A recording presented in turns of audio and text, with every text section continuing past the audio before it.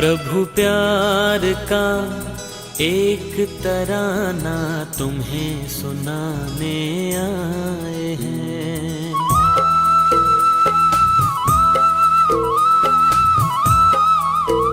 प्रभु प्यार का एक तराना तुम्हें सुनाने आए हैं। प्यार का सागर प्यार लुटाता ये बताने आए हैं। प्रभु प्यार का एक तराना तुम्हें सुनाने आए हैं। प्रभु प्यार का एक तराना तुम्हें सुनाने आए हैं। प्यार का सागर प्यार लुटाता ये बताने आए हैं। प्रभु प्यार का एक तराना तुम्हें सुनाने आए हैं। प्रभु प्यार का एक तराना तुम्हें सुनाने आए हैं।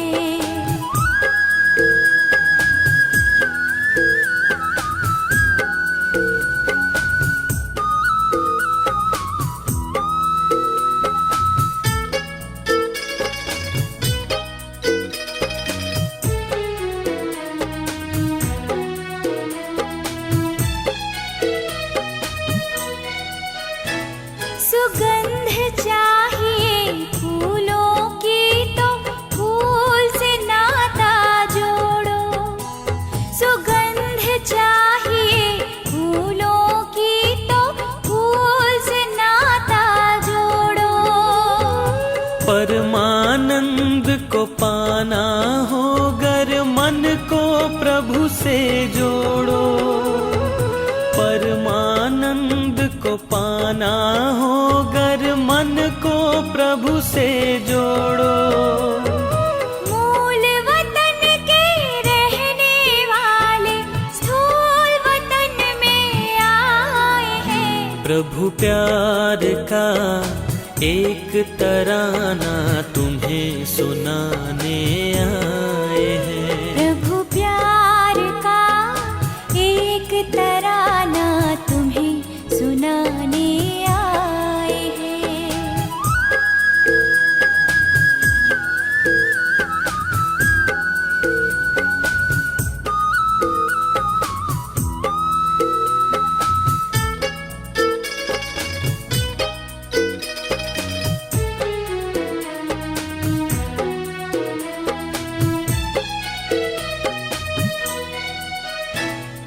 मरुभूमि की झिलमिल को पानी समझना भूल है।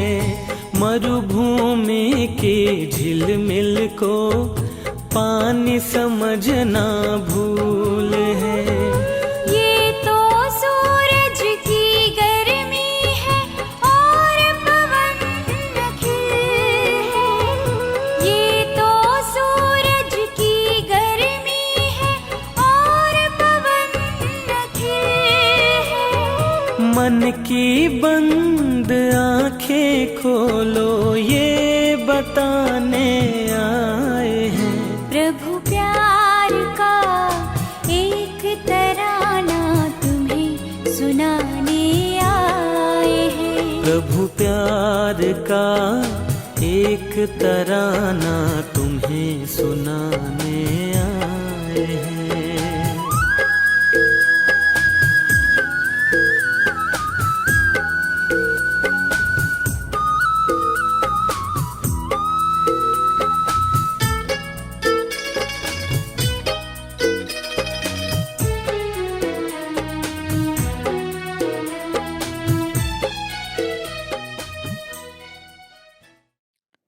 ओम शांति।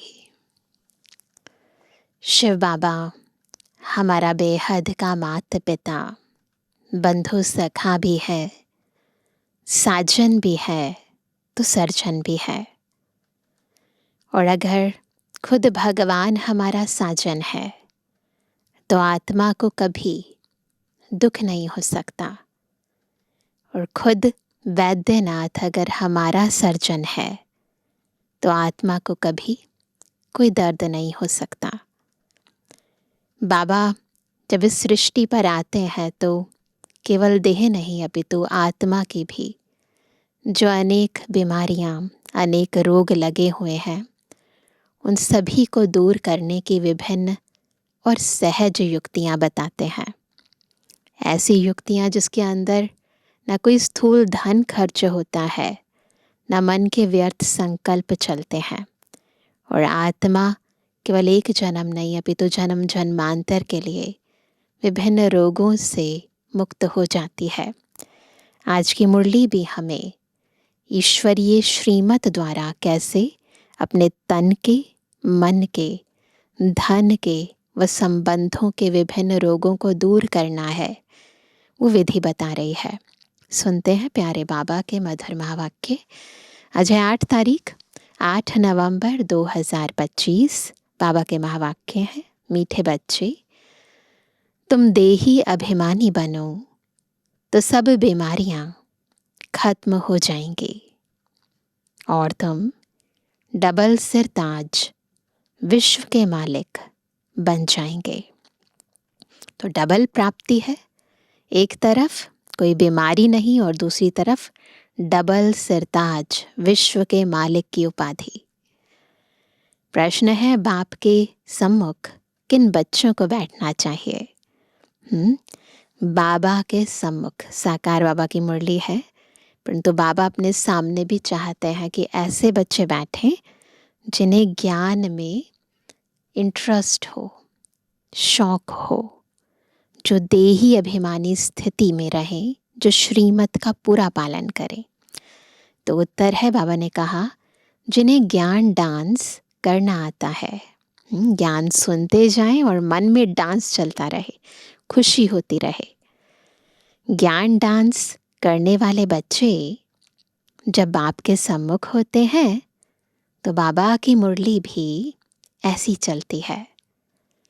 अगर कोई सामने बैठ इधर उधर देखते तो बाबा समझते यह बच्चा कुछ भी समझता नहीं है।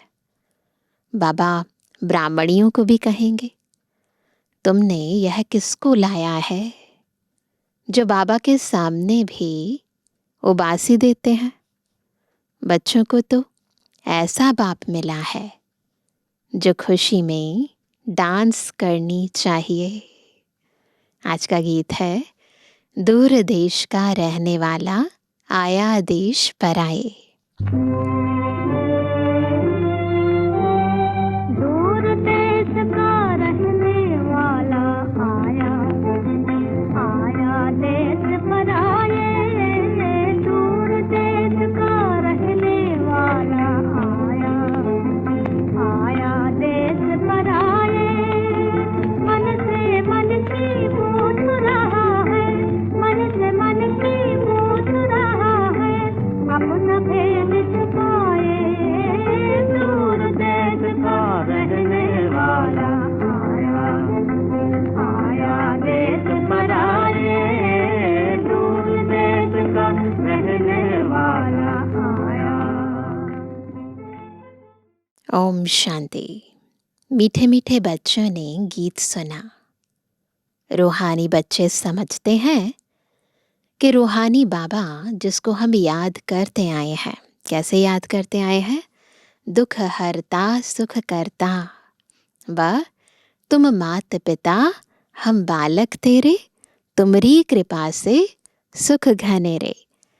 वह फिर से आकर हमको सुख घनेरे दो, हम दुखी हैं। ऐसे हम आरती गाते आए। यह सारी दुनिया दुखी है क्योंकि यह है कलयुगी पुरानी दुनिया। पुरानी दुनिया अथवा पुराने घर में इतना सुख नहीं हो सकता जितना नई दुनिया नए घर में होता है। तुम बच्चे समझते हो, हम विश्व के मालिक आदि सनातन देवी देवता थे। हमने ही 84 जन्म लिए हैं। बाप कहते हैं, बच्चों तुम अपने जन्मों को नहीं जानते हो कि कितने जन्म पाठ बजाया है। मनुष्य समझते हैं 84 लाख पुनर्जन्म है। एक एक पुनर्जन्म कितने वर्ष का होता है? 84 लाख के हिसाब से तो सृष्टि चक्र बहुत बड़ा हो जाए। तुम बच्चे जानते हो, हम आत्माओं का बाप हमको पढ़ाने आए हैं। हम भी दूर देश के रहने वाले हैं। याद है हम कहाँ के रहने वाले हैं? परम धाम के। हम कोई यहाँ के रहने वाले नहीं हैं। यहाँ हम पाठ बजाने आए हैं। ये देह रूपी वस्त्र धारण करके मैं आत्मा रूपी एक्टर इस सृष्टि रंगमंच पर पाठ अदा कर रही हूँ। बाप को भी हम परम धाम में याद करते हैं। अभी इस पराये देश में आए हैं। शिव को बाबा कहेंगे। किसका बाबा है? हम आत्माओं का बाबा। रावण को बाबा नहीं कहेंगे, भगवान को बाबा कहेंगे। बाप की महिमा अलग है। 5 विकारों की कोई महिमा करेंगे क्या? महिमा उसकी की जाती है जो हमें बहुत प्राप्तियां कराता है, सुख देता है, शांति देता है। ना जो दुख दे, परेशान करे, उसकी महिमा थोड़ी ना करेंगे। बाबा कहते हैं दे अभिमान तो बहुत बड़ी बीमारी है। हम देही अभिमानी बनेंगे तो कोई बीमारी नहीं रहेगी, है ना। बीमारी बॉडी में है, और बॉडी में भी क्यों आई? क्योंकि आत्मा ने विकर्म किए। क्यों विकर्म किए? बॉडी कॉन्शियसनेस में आकर किए। इसलिए बाबा हमें कहते हैं देही अभिमानी बनो। जब सोल कॉन्शियस होकर कर्म करेंगे तो कोई गलती नहीं होगी, विकर्म नहीं होगा। विकर्म नहीं होगा तो विकर्म की सज़ा भी नहीं मिलेगी। तो इसलिए बाबा ने कहा तो कोई बीमारी नहीं रहेगी और हम विश्व के मालिक बन जाएंगे। यह बातें तुम्हारी बुद्धि में है। तुम जानते हो शिव बाबा हम आत्माओं को पढ़ाते हैं। जो भी और इतने सत्संग आदि हैं, कहाँ भी ऐसे नहीं समझेंगे कि हमको बाबा आकर राजयोग सिखलाएंगे। सोचेंगे फलाना गुरु है, महात्मा है, वो हमें सुना रहे हैं, गीता पाठ करा रहे हैं, रामायण सुना रहे हैं। ये तो कोई नहीं सोचेगा कि खुद भगवान ब्रह्मा रथ में आकर हमें पढ़ा रहे हैं। राजाई के लिए पढ़ाएंगे। राजा बनाने वाला तो राजा ही चाहिए ना। सर्जन पढ़ाकर आप समान सर्जन बनाएंगे। अच्छा, डबल सिरताज बनाने वाला कहाँ से आएगा जो हमको डबल सिरताज बनाए? इसलिए मनुष्यों ने फिर डबल सिरताज श्री कृष्ण को रख दिया है। परंतु श्री कृष्ण कैसे पढ़ाएंगे? जरूर बाप संगम पर आए होंगे, आकर राजाई स्थापन की होगी। बाप कैसे आते हैं यह तुम्हारे सिवाय और कोई की बुद्धि में नहीं होगा। हमारी बुद्धि में भी किसने डाला? खुद बुद्धिमानों की बुद्धि शिव बाबा ने। दूर देश से बाप आकर हमको पढ़ाते हैं, राजयोग सिखलाते हैं। बाप कहते हैं मुझे कोई लाइट व रत्न जड़ित ताज है नहीं। वह कभी राजाई पाते नहीं, डबल सिरताज बनते नहीं, औरों को बनाते हैं। बाप कहते हैं हम अगर राजा बनता तो फिर रंक भी बनना पड़ता। ये तो नियम है ना इस सृष्टि का। यहाँ पर जो राजा बनता है उसे रंक भी बनना पड़ता है। आत्मा धीरे धीरे तमो प्रधान होती है। भारतवासी राव थे, अब रंक है।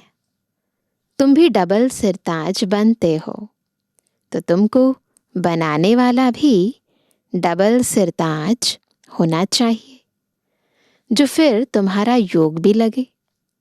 जो जैसा होगा ऐसा आप समान बनाएगा। सन्यासी कोशिश कर सन्यासी बनाएंगे, तुम गृहस्थी वह सन्यासी, तो फिर तुम फॉलोअर्स तो ठहरे नहीं।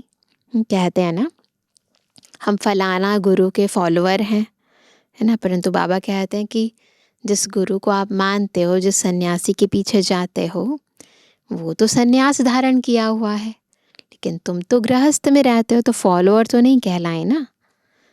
कहते हैं फलाना शिवानंद का फॉलोअर है, परंतु वह सन्यासी माथा मुड़ाने वाले हैं। तुम तो फॉलो नहीं करते, तुम तो माथा नहीं मुड़ते ना, तो तुम फिर फॉलोअर्स क्यों कहते हो? फॉलोअर तो वह है जो झट कपड़ा उतार कफनी पहन ले, है ना, गेरुआ वस्त्र धारण करते हैं, परंतु जो जाते हैं फॉलोअर अपने को कहलाते हैं, वो तो वस्त्र बदली नहीं करते ना। तुम तो गृहस्थ में विकारों आदि में रहते हो, फिर शिवानंद का फॉलोअर कैसे कहलाते हो? गुरु का तो काम है सद्गति करना। गुरु ऐसे तो नहीं कहेंगे फलाने को याद करो, फिर तो खुद गुरु नहीं हुआ। मुक्ति धाम में जाने लिए भी युक्ति चाहिए। तुम बच्चों को समझाया जाता है तुम्हारा घर है मुक्ति धाम अथवा निराकारी दुनिया। आत्मा को कहा जाता है निराकारी सोल। शरीर है 5 तत्वों का बना हुआ। आत्माएं कहाँ से आती हैं? परमधाम निराकारी दुनिया से। बिल्कुल जैसे जैसे सुनते जाएं, उस स्वरूप को अनुभव करते जाएं, वहाँ बहुत आत्माएं रहती हैं। उनको कहेंगे स्वीट साइलेंस होम। वहाँ आत्माएं दुख सुख से न्यारी रहती हैं। यह अच्छी रीति पक्का करना है। हम हैं स्वीट साइलेंस होम के रहने वाले। यहाँ यह नाटकशाला है जहाँ हम पाठ बजाने आते हैं। इस नाटकशाला में सूर्य, चांद, स्टार्स आदि बत्तियां हैं।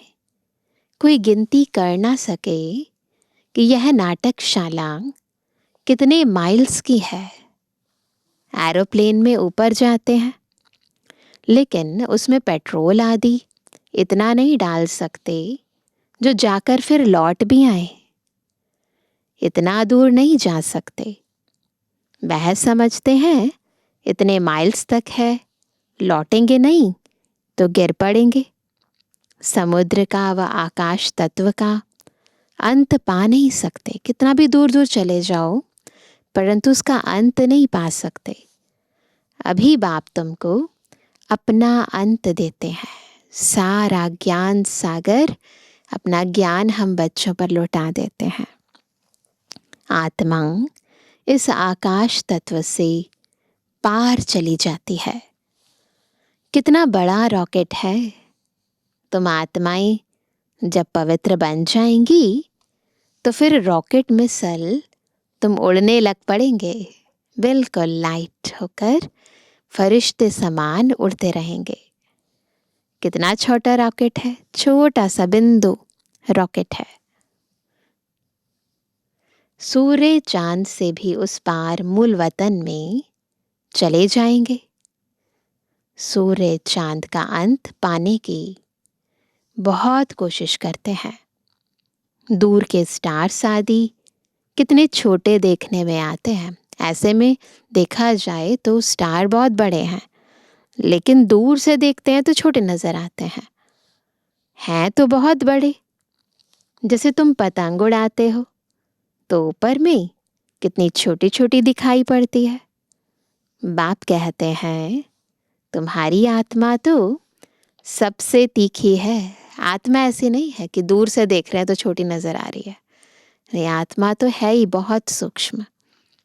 सेकंड में एक शरीर से निकल दूसरे गर्भ में जाए प्रवेश करती है। सेकंड में आप सोचो, किसका कर्मों का हिसाब किताब लंदन में है तो सेकंड में लंदन जाकर जन्म लेगी। सेकंड में जीवन मुक्ति भी गाई हुई है ना। बच्चा गर्भ से निकला और मालिक बना, वारिस हो ही गया। तुम बच्चों ने भी बाप को जाना, गोया विश्व के मालिक बन गए। बेहद का बाप ही आकर तुमको विश्व का मालिक बनाते हैं। स्कूल में बैरिस्ट्री पढ़ते तो बैरिस्टर बनेंगे। यहाँ तुम डबल सरताज बनने के लिए पढ़ते हो। अगर पास होंगे तो डबल सरताज जरूर बनेंगे। फिर भी स्वर्ग में तो जरूर आएंगे। तुम जानते हो बाप तो सदैव वहां ही रहते हैं। बाबा डबल सरताज नहीं बनते। ओ गॉड फादर कहेंगे तो भी दृष्टि जरूर ऊपर जाएगी। गॉड फादर है तो जरूर कुछ तो उनका पार्ट होगा ना। जब फादर कहा, रिलेशन जुट गया तो कुछ तो पार्ट है उनका। अभी पार्ट बजा रहे हैं। उनको बागवान भी कहते हैं। कांटों से आकर फूल बनाते हैं। तो तुम बच्चों को खुशी होनी चाहिए। बाबा आया हुआ है इस देश पर आए। दूर देश का रहने वाला आए देश पर आए। तो ये है पराया देश। दूर देश का रहने वाला आए देश पर आए। दूर देश का रहने वाला तो बाप ही है और आत्माएं भी वहाँ रहती हैं। यहाँ फिर पाठ बजाने आती हैं। देश पर आए यह अर्थ कोई नहीं जानते हैं। कौन सा है पराया देश? ये दुनिया ही पराया देश है। मनुष्य तो भक्ति मार्ग में जो सुनते हैं वह सत सत कहते रहते हैं। तुम बच्चों को बाप कितना अच्छी रीति समझाते हैं। आत्मा इम्प्योर होने से उड़ नहीं सकती है। प्योर बनने बगैर वापस जा नहीं सकती। पतित पावन एक ही बाप को कहा जाता है। पवित्र बनने बगैर हम मुक्ति धाम जा नहीं सकते। और पवित्र कौन बनाएंगे? खुद पतित पावन शिव बाबा। उनको आना भी है संगम पर। तुमको कितनी खुशी होनी चाहिए। बाबा हमको डबल सिरताज बना रहे हैं। इससे ऊंच दर्जा कोई का होता नहीं। बाप कहते हैं मैं डबल सिरताज बनता नहीं हूं। मैं आता ही हूं एक बार पराए देश पराए शरीर में। यह दादा भी कहते हैं मैं शिव थोड़े ही हूं। मुझे तो लखीराज कहते थे। फिर सरेंडर हुआ तो बाबा ने ब्रह्मा नाम रखा। इसमें प्रवेश कर इनको कहा कि तुम अपने जन्मों को नहीं जानते हो। शिव बाबा ने ब्रह्मा बाबा को कहा 84 जन्मों का भी हिसाब होना चाहिए ना। क्या क्या हुआ इन 84 जन्मों में, उसका पूरा अकाउंट होना चाहिए। वो लोग तो 84 लाख कह देते हैं, जो बिल्कुल ही इम्पॉसिबल है। 84 लाख जन्मों का राज समझाने में ही सैकड़ों वर्ष लग जाएं। याद भी पड़ ना सके। 84 लाख योनियों में तो पशु पक्षी आदि सब आ जाते हैं। मनुष्य का ही जन्म दुर्लभ गाया जाता है। जानवर थोड़ी नॉलेज समझ सकेंगे क्यों है मनुष्य का जीवन दुर्लभ, है ना। वो तो वैसे कह देते हैं, लेकिन बाबा बताते हैं ये पुरुषोत्तम संगम युगी जन्म हमारा दुर्लभ है, क्योंकि इस जन्म में हम ईश्वरीय ज्ञान को समझ जाते हैं और समझकर हम श्रेष्ठ कर्म करते हैं। तो इसलिए बाबा ने कहा कि जानवर थोड़ी नॉलेज समझ सकेंगे, तुमको बाप आकर नॉलेज पढ़ाते हैं। खुद कहते हैं मैं आता हूँ रावण राज्य में। माया ने तुमको कितना पत्थर बुद्धि बना दिया है, अब फिर बाप तुमको पारस बुद्धि बनाते हैं। उतरती कला में तुम पत्थर बुद्धि बन गए, अब फिर बाप चढ़ती कला में ले जाते हैं। नंबरवार तो होते हैं ना। हर एक को अपने पुरुषार्थ से समझना है। मुख्य बात है याद की। तो चेक करें कितना बाबा को याद करते हैं, उस अनुसार फिर प्रारब्ध मिलेगी। रात को जब सोते हो तो भी यह ख्याल करो, बाबा हम आपकी गोद में सो जाते हैं, गोया हम इस शरीर को छोड़ देते हैं, आपके पास आ जाते हैं। ऐसे बाबा को याद करते करते सो जाओ, तो फिर देखो कितना मज़ा आता है। हो सकता है साक्षात्कार भी हो जाए अगर इस स्थिति में रहकर सोते हैं तो। परंतु इस साक्षात्कार आदि में खुश नहीं होना है। बाबा हम तो आपको ही याद करते हैं, आपके पास आने चाहते हैं।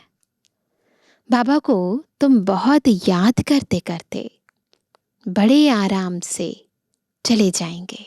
बिल्कुल बाबा की याद में कब आत्मा देह त्याग कर देती है पता ही ना चले, ऐसी स्थिति हो। तो बाबा कहते हैं हो सकता है सूक्ष्म वतन में भी चले जाओ, मूल वतन में तो जा नहीं सकेंगे जब तक गेट खोलेंगे नहीं। अभी वापस जाने का समय कहाँ आया है। हाँ, साक्षात्कार हुआ बिंदी का, फिर छोटी छोटी आत्माओं का झाड़ दिखाई पड़ेगा। जैसे तुमको वैकुंठ का साक्षात्कार होता है ना, साकार बाबा की मुरली है उस टाइम पर तो बहुतों को बहुत सारे साक्षात्कार होते थे। ऐसे नहीं साक्षात्कार हुआ तो तुम वैकुंठ में चले जाएंगे, नहीं, उसके लिए तो फिर मेहनत करनी पड़े। तुमको समझाया जाता है तुम पहले पहले जाएंगे स्वीट होम। सब आत्माएं पाठ बजाने से मुक्त हो जाएंगी। जब तक आत्मा पवित्र नहीं बनी है तब तक जा न सके। बाकी साक्षात्कार से मिलता कुछ भी नहीं है, कोई प्राप्ति नहीं होती आत्मा को। मीरा को साक्षात्कार हुआ, वैकुंठ में चली थोड़ी गई, है ना। देखने से वहां पहुंच थोड़ी ना जाते हैं। वैकुंठ तो सतयुग में ही होता है ना, कलयुग के अंदर या जब मीरा थी द्वापर युग के अंदर कोई ऐसा तो नहीं है कि तुरंत सतयुग आ जाएगा। नहीं, सतयुग अपने टाइम पर आएगा, वहीं श्री कृष्ण होगा, वहीं असली में रास होगी। लेकिन साक्षात्कार हुआ तो बाबा कहते वैकुंठ तो सतयुग में ही होता है।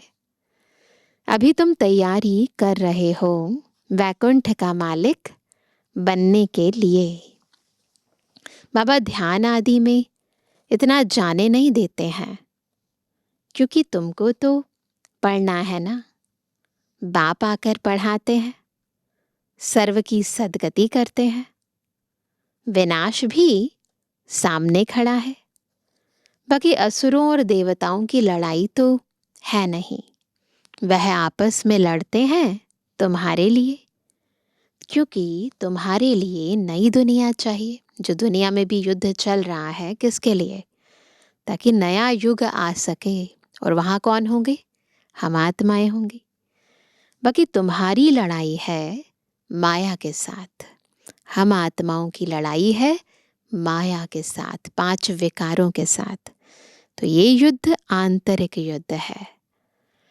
तुम बहुत नामी ग्रामी वॉरियर्स हो, हमारी ही यादगार बनी है, जो अलग अलग कहानियाँ बनाई हैं कि देवताओं और असुरों की लड़ाई लगी। इतनी सारी स्टोरीज हैं, देवियों ने असुरों का संहार किया। परंतु कोई जानते नहीं कि देवियाँ इतना क्यों गाई जाती हैं। अभी तुम भारत को योग बल से स्वर्ग बनाते हो। तुमको अब बाप मिल गया है, तुमको समझाते रहते हैं। ज्ञान से नई दुनिया जिंदाबाद होती है। यह लक्ष्मी नारायण नई दुनिया के मालिक थे ना। अब पुरानी दुनिया है। पुरानी दुनिया का विनाश आगे भी मूसलों द्वारा हुआ था। महाभारत लड़ाई लगी थी। उस समय बाप राजयोग भी सिखा रहे थे। अब प्रैक्टिकल में बाप राजयोग सिखा रहे हैं ना। ये वही टाइम चल रहा है और शिव बाबा हमें राजयोग सिखा रहे हैं। बाप ही तुमको सच बताते हैं। सच्चा बाबा आते हैं तो तुम सदैव खुशी में डांस करते हो। यह है ज्ञान डांस। तो जो ज्ञान डांस के शौकीन हैं उनको ही सामने बैठना चाहिए। जो नहीं समझने वाले होंगे उनको उबासी आएगी तो समझ जाओ, अगर उबासी आ रही है इसका मतलब इंटरेस्ट नहीं है बाबा के ज्ञान में। समझ जाते हैं, यह कुछ भी समझते नहीं हैं। ज्ञान को कुछ भी समझेंगे नहीं तो इधर उधर देखते रहेंगे। बाबा भी ब्राह्मणी को कहेंगे, तुमने किसको लाया है? जो सीखते हैं और सिखलाते हैं उनको सामने बैठना चाहिए। उनको खुशी होती रहेगी, हमको भी डांस करना है। यह है ज्ञान डांस। श्री कृष्ण ने तो न ज्ञान सुनाया न डांस किया, तो कौन सा डांस करना? ईश्वरीय ज्ञान का मनन मंथन करते आत्मा को अंदर से शक्तिशाली संपन्न बनाना है। तो चलेगी ज्ञान डांस। मुरली तो यह ज्ञान की है ना। तो बाप ने समझाया है, रात्रि को सोते समय बाबा को याद करते, चक्र को बुद्धि में याद करते रहो। बाबा, हम अब इस शरीर को छोड़ आपके पास आते हैं। ऐसे याद करते करते सो जाओ, फिर देखो क्या होता है ना। करना चाहिए ना ऐसे। फिर देखो बाबा कैसे अनुभव कराते हैं। आगे कब्रिस्तान बनाते थे। जब साकार बाबा थे तो कब्रिस्तान बनाते थे, बिल्कुल लेट जाते थे जैसे कि आत्मा ने शरीर छोड़ दिया। फिर कोई शांत में चले जाते थे, कोई रास करने लगते थे। अनेक अनेक आत्माएं जो हैं उस समय बाबा के टाइम पर, है ना, क्या जो दादियाँ कब्रिस्तान बनाती थी तो ट्रांस में चले जाते थे। फिर वहाँ पर देवी देवताओं के साथ रास करते थे, बिल्कुल जैसे आत्मा ने शरीर को छोड़ ही दिया। जो बाप को जानते ही नहीं तो वह याद कैसे कर सकेंगे? मनुष्य मात्र बाप को जानते ही नहीं तो बाप को याद कैसे करें? तब बाप कहते हैं, मैं जो हूँ जैसा हूँ मुझे कोई भी नहीं जानते। अभी तुमको कितनी समझ आई है। तुम हो गुप्त वॉरियर्स। वॉरियर्स नाम सुनकर देवियों को फिर तलवार बाण आदि दे दिए हैं। तुम वॉरियर्स हो योग बल के। योग बल से विश्व के मालिक बनते हो। बाहुबल से भल कोई कितनी भी कोशिश करे, परंतु जीत पा नहीं सकते। भारत का योग मशहूर है, यह बाप ही आकर सिखलाते हैं। यह भी किसको पता नहीं है। उठते बैठते बाप को ही याद करते रहो। कहते हैं योग नहीं लगता है, योग अक्षर उड़ा दो, फिर क्या कहेंगे? याद। बच्चे तो बाप को याद करते हैं ना।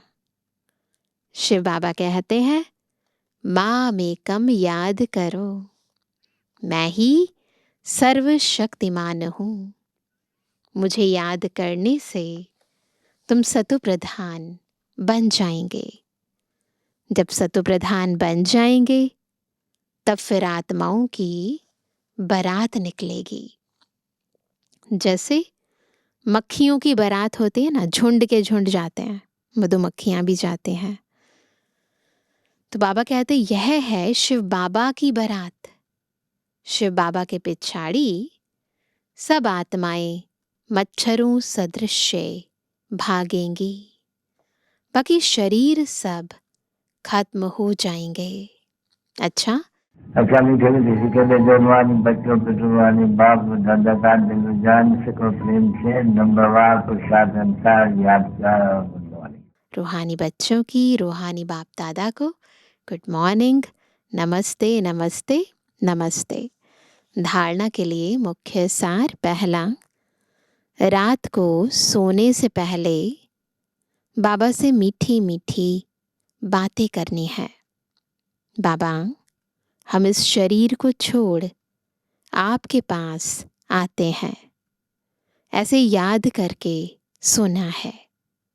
याद ही मुख्य है, याद से ही पारस बुद्धि बनेंगे। दूसरा, 5 विकारों की बीमारी से बचने के लिए देही अभिमानी रहने का पुरुषार्थ करना है। अथाह खुशी में रहना है, ज्ञान डांस करना है। क्लास में सुस्ती नहीं फैलाना है। वरदान है, सेवा द्वारा अनेक आत्माओं की आशीर्वाद प्राप्त कर सदा आगे बढ़ने वाले महादानी भव।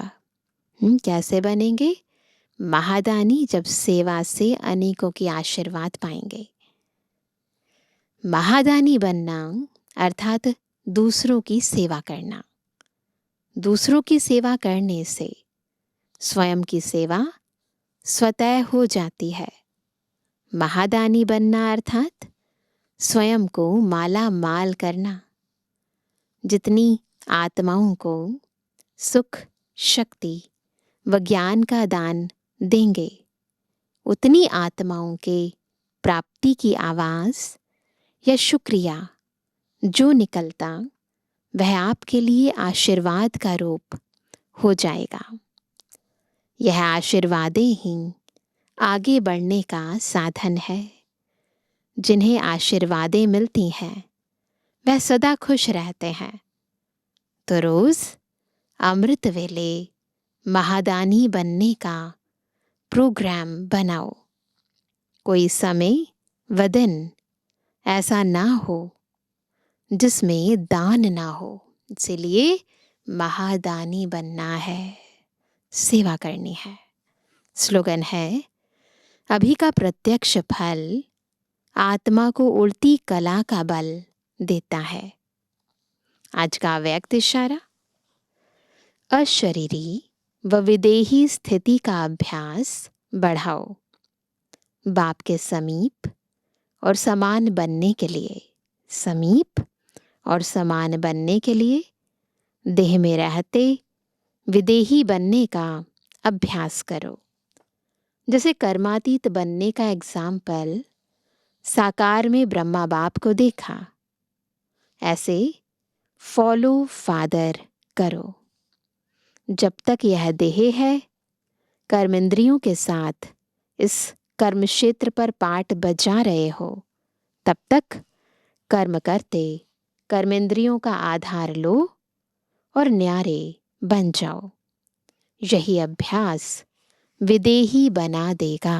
तो बार बार अशरीरी होने का अभ्यास करना है। अच्छा, ओम शांति। हर वक्त मेरे साथ हो,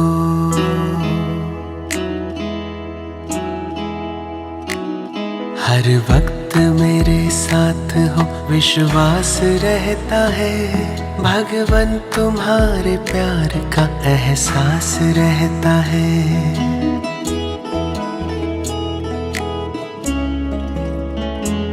हर वक्त मेरे साथ हो, विश्वास रहता है। भगवन तुम्हारे प्यार का एहसास रहता है।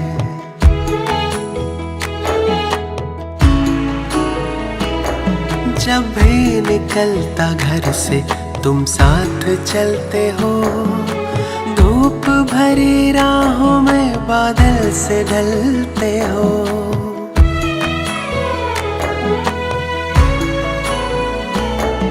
जब भी निकलता घर से तुम साथ चलते हो, धूप भरी राहों में बादल से ढलते हो। यात्रा सुखद ही होगी, यात्रा सुखद ही होगी, विश्वास रहता है। भगवन तुम्हारे प्यार का एहसास रहता है।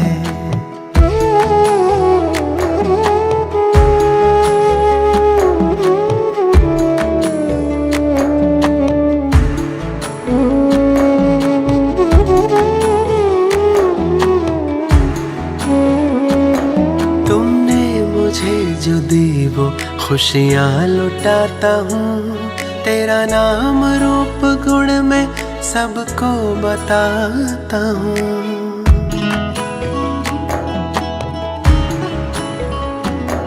तुमने मुझे जो दी वो खुशियाँ लुटाता हूँ, तेरा नाम रूप गुण में सबको बताता हूँ। रोशन हो सबके दिल ये, रोशन हो सबके दिल ये आभास रहता है।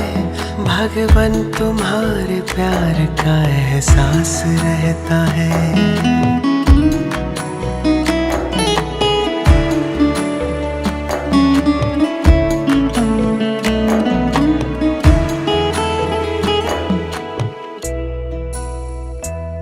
हर एक मेरे है ये दिल गीत गाता है। सब प्रेम से रहे ये सरगम सुनाता है।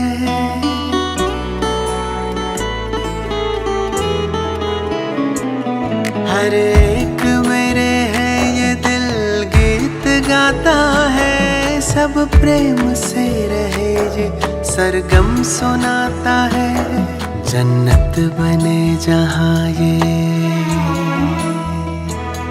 जन्नत बने जहाँ ये शुभ भाव रहता है। भगवन तुम्हारे प्यार का एहसास रहता है। हर वक्त मेरे साथ हो, विश्वास रहता है। भगवन तुम्हारे प्यार का एहसास रहता है। भगवन तुम्हारे प्यार का एहसास रहता है। भगवन तुम्हारे प्यार का एहसास रहता है।